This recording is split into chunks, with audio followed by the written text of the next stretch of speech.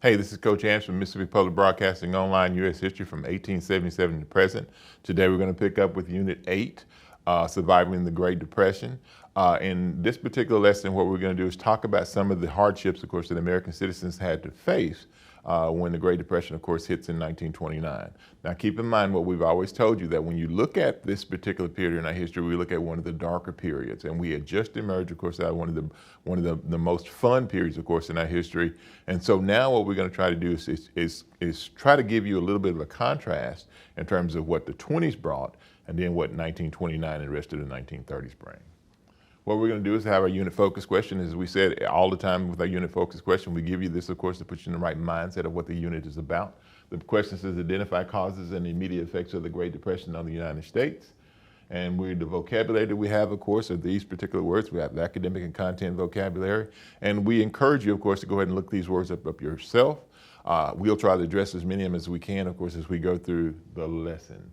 The lesson focus question we will attempt to answer, of course, at the end of this particular lesson. Once again, the lesson for today is Surviving the Great Depression. And the question says, describe American citizen struggles, or the statement, describe American citizen struggles in the early years of the Great Depression. The do now activity. What we want you to do, of course, is take out your journals, and in your journals, write down the term hobo. And if you recognize that term, tell us, what it means to you. It used to be when I was a young person, of course, in school, it was a very accepted idea what the term hobo meant. But let's see if you guys know what you got, if you guys have an idea about what that means. So we'll give you a few minutes, and we'll let you look at that term and create your own explanation. Okay? When you look at the term hobo, when I was a kid growing up, once again, it was very easy, of course, to identify what that term meant. There was a show that we watched called The Red Skelton Show. And on that particular show, it talked about, hobos, of course, were something that were pretty prevalent on there. And a hobo, of course, was a transient. It was a person to move from town to town, particularly on the railroads. He got on the railroad, of course, he didn't have a home, or whatever, it's more or less a homeless person or a transient. So when we look at that particular term, it kind of gives an idea or some insight into what some men, of course, the life that they'll turn to during the Great Depression when they're not able, of course, to work. The early effects of the Great Depression: nearly 1,500 banks and over 30,000 businesses nationwide went out of business. Jobs were lost. Many American men became hobos or transients, leaving the American family. Americans were evicted from homes. Some immigrants returned home, as others were repatriated. That's one of those vocabulary terms, of course, that we had. Repatriated means that they were deported. One of the biggest targets for repatriation were Mexican immigrants that had come to the country. Now, it's kind of crazy, though. In the 1920s, before the Great Depression, Mexicans were the only group that didn't face quotas, and they could come into the United States of America and work, of course, in those western farm fields. But now that the Great Depression has started, we're going to find that they're going to be the targets of repatriation. Shanty towns, or Hoovervilles, of course, will be created by the homeless, and they basically built them out of whatever they could build them out of. Scraps of wood, scraps of cardboard boxes, anything that they could use, of course, to build a place to live. Were shanties, or these shanty towns. And they built these places because a lot of people during the Great Depression lost everything, including their homes. Here are a couple of images, of course, of the Depression. You have on the left hobos on the rails, and then we have a Hooverville in Alabama, of all places. So when you look at it, it wasn't just a northern thing when it comes to depression. The Depression, of course, goes from north to south and from east to west.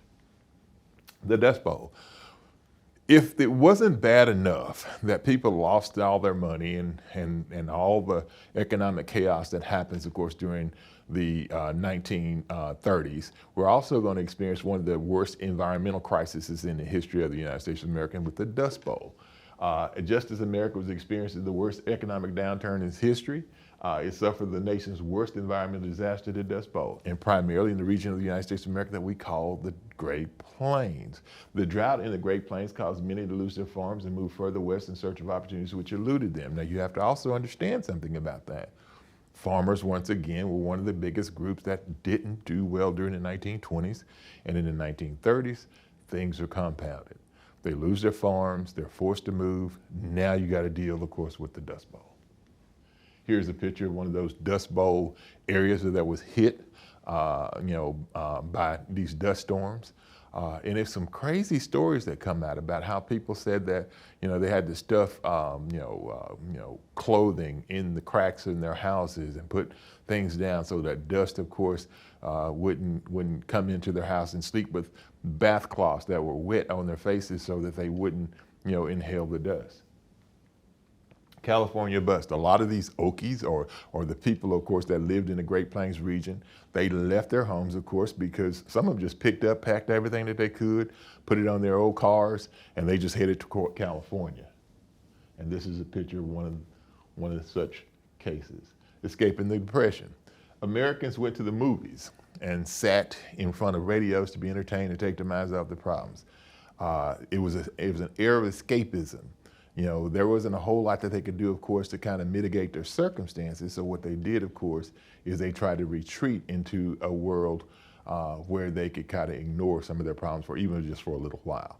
Popular films of the time included Animal Crackers, Snow White and the Seven Dwarfs, The Wizard of Oz, one of my least favorite movies of all time, and Gone with the Wind. Soap operas also emerged during the Depression. One of the most popular ones that came out of the period that lasted, of course, I know into my lifetime. My grandmother was a big viewer of The Guiding Light. 1930s film escape. Once again, we have a photo from Gone with the Wind, directed by Victor Fleming. And then we have The Wonderful Wizard of Oz with Dorothy, the Scarecrow, of course, and the Tin Man. Depression era literature and photography. Artists used the hardships of the Depression and Dust Bowl as the backdrop for their work. Some noteworthy artists, writers and artists included William Faulkner from Mississippi, The Sound and Fury, Thomas Wolfe, Look Homeward Angel, John Steinbeck, The Grapes of Wrath, also wrote Travels with Charlie, Dorothea Lange, photo of the Migrant Mother, which is one of the most famous Depression era photographs in the history of the country, in her book of photographs called The American Exodus, and then Grant Wood's painting that called American Gothic that you have probably seen before. And we're going to make sure that you see all of those people. Here we have on the left John Steinbeck, and on the right, Mississippi's own William Faulkner, Dorothea Lange, who took the pictures of the Dust Bowl. And here, this is one of the most famous pictures, of course, of that particular period in the history of the United States of America, called The Migrant Mother. This is a picture of a woman, of course, with her kids. She had to sell the tires on her car so she could buy food, of course, to feed her family. And here, they're in on the last of that money, of course, for that food. Here's a picture called American Gothic by Grant Wood. So when you look at the Depression, we're finding, if you look at the migrant mother that you see and you look at her face, it's a kind of a dour, kind of pensive look, if you will. And if you look at the American Gothic here, you can see the realism, of course, on their faces. The last thing we want you to do, of course, is we have a worksheet that we want you to complete on the Depression era writers and their works. What we'll do, of course, is give you a few minutes, of course, to access this particular worksheet. And you can access it, of course, and then we'll give you an opportunity, of course, in a few minutes. In a few minutes, we'll come back, of course, and see how well you did.